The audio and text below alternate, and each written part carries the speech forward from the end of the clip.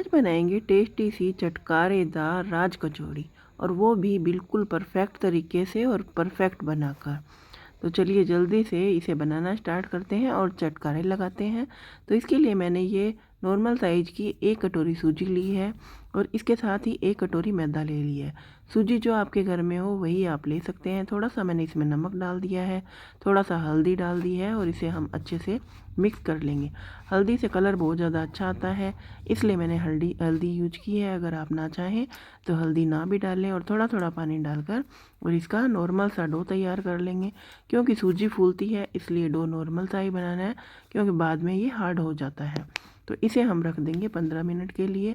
और थोड़ा सा बेसन लेकर उसमें डाल दिया मैंने थोड़ा सा खाने वाला सोडा, नमक, हल्दी और थोड़ी सी लाल मिर्च। और इसके साथ ही मैंने थोड़ा सा घी डाल दिया है। घी अभी थोड़ी सी सर्दी है इसलिए जमा हुआ था, लेकिन ये पिघल जाएगा जब हम इसे गूंदेंगे। तो इसका भी हमें एक नॉर्मल सा और डो तैयार कर लेना है, ना ज़्यादा हार्ड रखना है और एकदम सॉफ्ट भी नहीं रखना है। तो ये इस तरह से मैंने दोनों को रख लिया और 15 मिनट के लिए दोनों को रेस्ट करने देंगे। इतने हम बना लेते हैं चटनी। और इसके लिए मैंने लहसुन और थोड़ी सी हरी मिर्च टेस्ट के अकॉर्डिंग आप डाल सकते हैं। अगर नहीं, मैं बिना तोड़े हुए ही डंठल के साथ में ही डाल रही हूँ। धनिया और पुदीने के मैंने सिर्फ बड़ी बड़ी डंडियाँ निकाल दी थी। इसके साथ ही मैंने ऐड किया 1 इंच अदरक का टुकड़ा, थोड़ा सा नमक, वाइट नमक और पिंक नमक दोनों ही मैं इसमें डाल रही हूँ। एक हम इसमें नींबू डाल देंगे, चाहे तो आप नींबू का रस इस तरह से निकाल सकते हैं। ये भी एक अच्छी सी ट्रिक है जिसमें आपको हाथ चिपचिपे नहीं करने पड़ते नींबू में।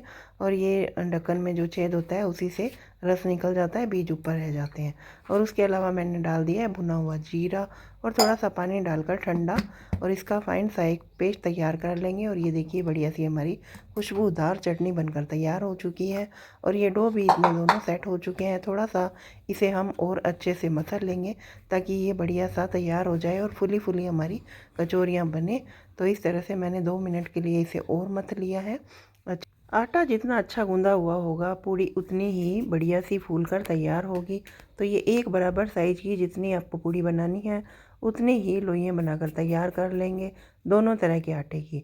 यानी इस आटे की भी मैंने 11 लोई बनाकर तैयार की है और बेसन वाले आटे की भी मैंने 11 लोई ही बनाकर तैयार की है, क्योंकि इसे हमें इसके अंदर स्टफ़ करके और बनाना है। तो ये हम एक पूड़ी लेकर छोटा सा हम इसे बेल लेंगे और इस तरह से आप चाहें तो सॉफ्ट हाथों से भी इसे बनाकर तैयार कर सकते हैं। इसके अंदर ये बेसन वाली लोई इसमें लगाकर और ऊपर से अच्छे से पैक कर देंगे। इसे पैक करना ज़रूरी है वरना ये तेल पी जाती है और फट भी जाती है।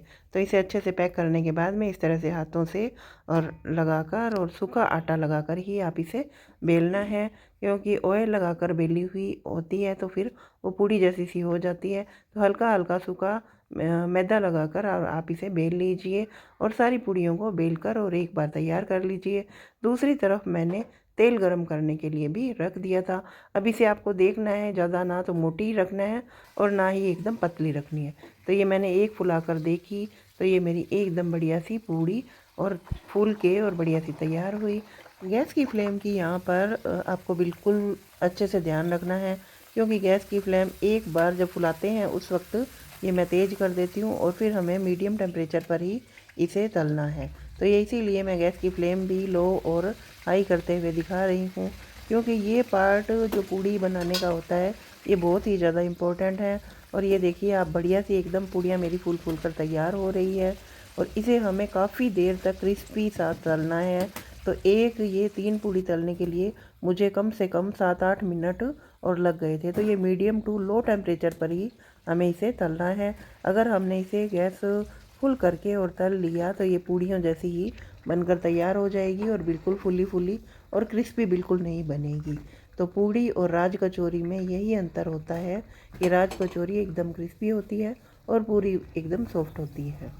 तो ये आप इस तरीके से अगर मेरे बताए हुए अनुसार आप लो फ्लेम पर और तलेंगे तो ये सारी पूड़ियाँ बढ़िया सी बनकर तैयार होगी और क्रिस्पी बनी रहेगी। ना दूसरे दिन भी ये मेरी पूड़ियाँ और क्रिस्पी ही थी, सॉफ्ट नहीं हुई थी। इसीलिए मैं आपको ये पार्ट पूरा अच्छे से बता रही हूँ और अच्छे से ही दिखा रही हूँ। तो ये आप देख सकते हैं मीडियम टू लो फ्लेम पर, और ये कितना एकदम सारी पूड़ियाँ बनकर मेरी एकदम तैयार हो गई है। और ये लास्ट पूड़ियाँ भी मैंने तल ली है। उसके बाद आती है सर्व करने की बारी। तो ये मैंने स्प्राउट मूंग और 2 दिन पहले ही करने के लिए रख दिए थे। साथ में ही इमली और गुड़ की मैंने चटनी बनाई है, उबले हुए चने हैं, आलू उबले हुए हैं और थोड़ा सा अनार, भुजिया, दही और ये सब मिक्स कर देंगे। और उसके बाद में हम तो ये स्प्राउट मूंग में मैंने चने और उबले हुए आलू कट कर डाल लिए हैं, इसे मिला लिया है। और ये पूड़ी की एकदम आपने क्रिस्पी जो है बनी हुई वो सुन ली होगी आवाज़। और ये देखिए एकदम क्रिस्पी सी पूड़ी, टेस्टी सी देखने में ही, और पता लग रहा है ये कितनी टेस्टी बनी है, कितनी क्रिस्पी बनी है। तो इसके अंदर ये मूंग और चने, आलू हम डाल देंगे सबसे पहले। उसके बाद में हम डाल देंगे थोड़ी सी मीठी चटनी। मीठी चटनी अभी गर्म है थोड़ी सी, तो इसलिए थोड़ी पतली लग रही है। इमली की चटनी अच्छे से पकी हुई होती है तो महीना भर भी फ्रिज में रखी रहती है तो ख़राब नहीं होती। इसलिए जब भी मैं बनाती हूँ तो खूब सारी बनाकर रख लेती हूँ, तो काफ़ी दिन तक ये ख़राब नहीं होती। तो इसे हमने सर्व करने के लिए और सबसे पहले डाल दिया और उसके बाद में डाल दी है इस पर दही। दही और इमली आप अपने टेस्ट के अकॉर्डिंग कम ज़्यादा डाल सकते हैं। उसके बाद में हमें इसमें डालना है थोड़ा और ये टेस्टी करने के लिए, ये आपके पास जो भी हो, मटरी, पूरी या जो भी मतलब हो, क्रंची करने के लिए इसका टेस्ट बहुत ज़्यादा अच्छा लगता है। तो ये मेरे पास मटरियाँ पड़ी थी, ये मैंने डाल दी। थोड़ा सा और अच्छा बनाने के लिए, टेस्टी करने के लिए इसमें मैंने डाल दिया अनार, भुजिया और फिर ग्रीन चटनी। तो इसका टेस्ट इतना लाजवाब बना था कि आप बाहर की राज कचौरी खाना भूल जाएंगे अगर एक बार आपने मेरे इस बनाए हुए तरीके से बना ली तो। अब ये बाकी आप सामान अपनी टेस्ट के अकॉर्डिंग कम ज़्यादा जितना चाहें डाल सकते हैं। और ये देखने से ही आपको पता लग रहा होगा, अंदाज़ा हो गया होगा कि मेरी राज कचौरी कितनी टेस्टी बनकर तैयार हुई है। इसलिए चैनल पे पहली बार आए हैं तो सब्सक्राइब करके और लाइक किए बिना बिल्कुल मत जाइएगा। Thank you for watching.